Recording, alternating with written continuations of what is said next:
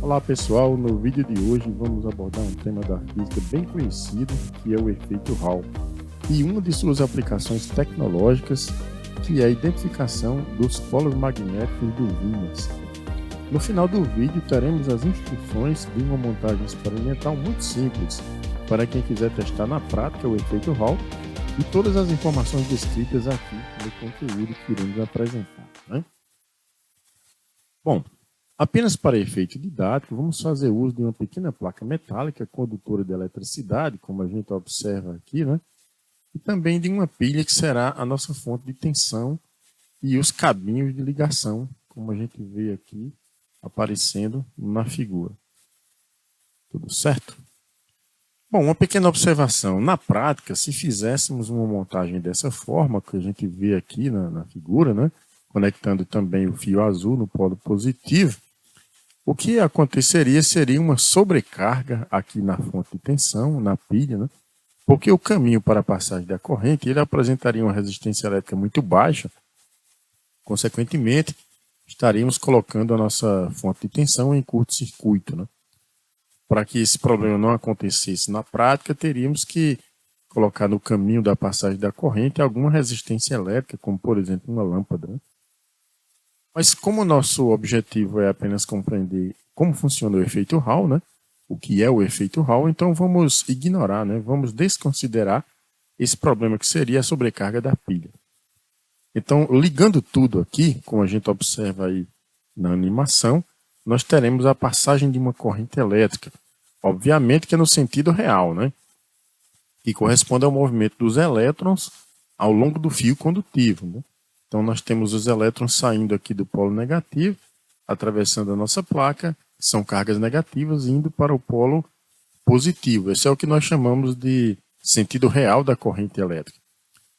Uma pequena observação. Quem quiser conhecer com mais profundidade alguns segredos relacionados aqui à corrente elétrica, né, que são informações bem legais e bem interessantes, assista ao nosso vídeo Corrente Elétrica Parte 1, que aparecerá aqui na tela no final desse vídeo de agora, tá bom? Vamos prosseguir. A tensão da nossa pilha, ela provoca a existência de um campo elétrico. Esse campo elétrico, ele vai do polo positivo, como a gente vê aqui representando pela flecha verde e letra E verde, circula por todo o caminho da passagem da corrente e volta pelo negativo. Esse campo elétrico, ele tem a velocidade da luz e ele é responsável pela corrente, ou seja, pelo movimento dos elétrons, como a gente visualiza, saindo do polo negativo para o polo positivo. Bom, entretanto, nossa explicação do efeito Hall, ela tomará por base o sentido imaginário da corrente, que nós chamamos de sentido convencional, que seria como se as cargas positivas é quem pudessem se mover e não as negativas, como vocês viram agora, que eu mudei aqui na animação da tela. Antes nós tínhamos o sentido real, sentido do movimento das cargas negativas, e agora nós passamos a ter o sentido convencional. Quero lembrar que na prática, na realidade mesmo, não existe esse movimento de cargas positivas nos condutores sólidos, né? Isso aqui é um sentido imaginário, que nós chamamos de sentido convencional da corrente. Bom, a partir de agora vamos precisar de um ímã, e aparece aqui na tela o nosso ímã. E vamos aproximar esse ímã da placa condutora, por onde está passando a corrente elétrica, né? No sentido convencional.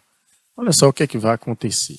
Quando nós aproximamos o ímã, ocorre exatamente o que nós chamamos de efeito Hall, né? Veja que no momento em que o ímã está presente, na placa condutora aparece uma separação de cargas positivas de um lado, negativas do outro lado. Vamos retirar o ímã para a gente observar isso aqui. E a gente vai perceber que tudo volta ao normal, né? Não há separação de cargas quando o ímã está distante. Mas quando nós aproximamos o ímã, vamos ver mais uma vez, aí acontece essa separação de cargas, né? Então, esse ímã, ele tem linhas de campo magnético, ele manifesta um campo magnético e esse campo magnético ele atravessa a placa formando 90 graus, ou seja, perpendicularmente.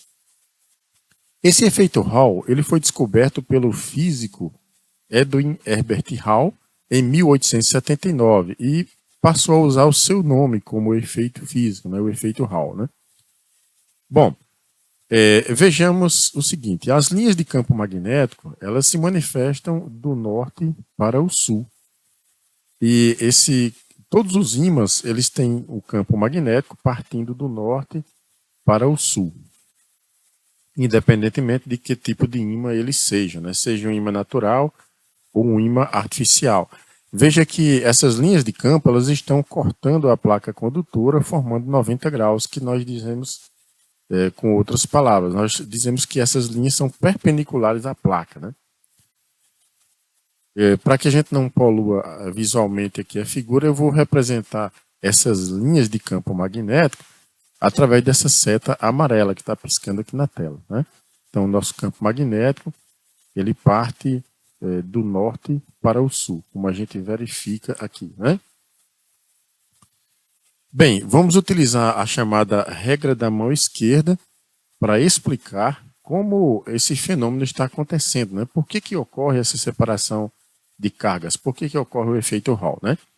A regra da mão esquerda explica para a gente o seguinte: uma vez que a gente conheça a direção e sentido do movimento das cargas, da velocidade das cargas positivas, representada por essa seta azul, e sabendo que essa placa condutora está sendo cortada perpendicularmente por um campo magnético, que nós indicamos aqui pela seta amarela, saindo do norte para o sul, portanto para cima, perpendicularmente, a gente observa aqui a caixinha entre os vetores, né, campo magnético e velocidade, ou seja, nós dizemos que eles são perpendiculares, ortogonais. Uma vez que isso aconteça, a regra da mão esquerda explica para a gente que surge uma força magnética, que nós estamos vendo aqui representada pela flecha verde, também formando 90 graus com o campo magnético e 90 graus com a velocidade das cargas, né? Essa força magnética ela atua sobre as cargas positivas, fazendo com que elas se desloquem no sentido da flechinha verde, ou seja, em relação à nossa visão, elas se deslocam para a direita, né? Logicamente, as cargas negativas ficam do outro lado da placa, né? E isso é uma espécie de polarização, ou seja, um polo positivo e um polo negativo que se estabelece na placa condutora devido à ação do campo magnético, consequentemente da força magnética sobre as cargas positivas e negativas que se movem aqui nessa placa, né? Então, nós temos que B é o campo magnético, V é a velocidade das cargas positivas e F é o vetor força magnética. Bom, já que a gente tem na placa uma separação de cargas positivas de um lado, negativas do outro, então nós temos uma diferença de potencial, né? Um potencial máximo de um lado, potencial mínimo do outro lado. E essa diferença de potencial pode ser identificada por um milivoltímetro ou microvoltímetro, e a gente vê que aparece aqui na tela agora esse instrumento. Nós conectamos as pontas de prova, a ponta negativa no lado negativo da placa e a positiva do outro lado, e a gente vê então que haverá a leitura de um pequeno valor de tensão que nós representamos aqui como sendo 10 microvolts. Esse valor é simbólico, né? E nós chamamos isso de tensão Hall. Ok? Então, vamos resumir aqui o que é o efeito Hall. O efeito Hall consiste na polarização, ou seja, a separação de cargas positivas e negativas nos extremos. Polarização perpendicular à passagem da corrente, ou seja, a corrente passa numa direção e formando 90 graus com essa direção, nós temos a polarização da placa condutora. E, portanto, essa polarização ela significa a separação, né, dos polos, ou seja, separação das cargas positivas e negativas nos extremos, provocada pela ação da força magnética. Isso é o efeito Hall, né? Bom, mas a proposta do nosso vídeo, desse vídeo agora, é mostrar como nós podemos identificar os polos de um ímã. Então, nós vamos usar um dispositivo conhecido como sensor Hall. É um componente eletrônico fabricado para funcionar a partir desse efeito que foi explicado agora. E nós temos aqui a figura de um sensor Hall. Esse aqui é o sensor que tem o código 3144, bastante conhecido no mundo da eletrônica, né? E ele funciona da seguinte forma.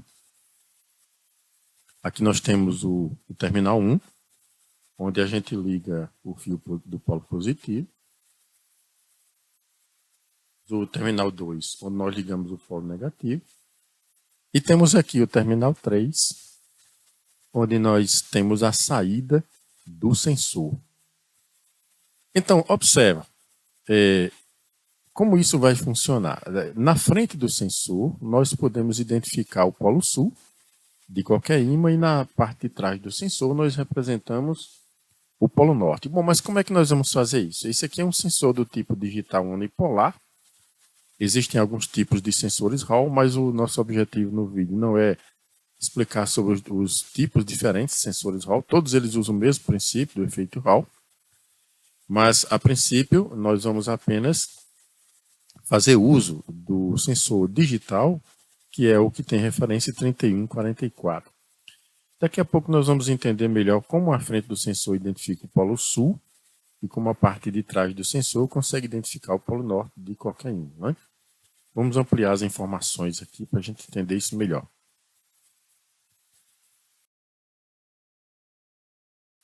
Nessa parte de baixo nós temos o que está acontecendo dentro do componente eletrônico. Aqui nós vamos visualizar onde esse efeito Hall está ocorrendo.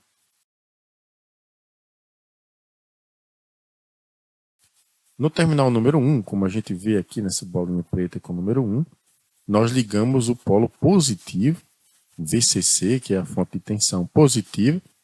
Então essa plaquinha é como se fosse essa placa aqui da nossa animação do efeito Hall, né? Ligamos o polo positivo. Na parte de baixo, nós ligamos o polo negativo. É como se fosse aqui a pilha, a fonte de tensão. A parte de cima ligamos no polo positivo da pilha. A parte de baixo ligamos no polo negativo. E os dois terminais aqui perpendiculares, né, do lado esquerdo e do lado direito, seriam os terminais onde a gente utilizou o medidor de tensão, né?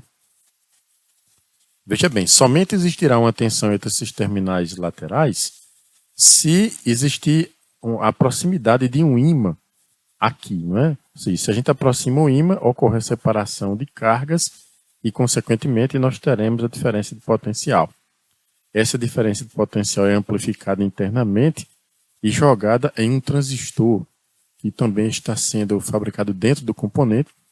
Esse transistor vai funcionar como uma chave eletrônica, ou seja, se tiver uma tensão e pequena corrente na base, esse terminal que estou mostrando com o mouse, então os terminais 2 e 3 se conectam entre si.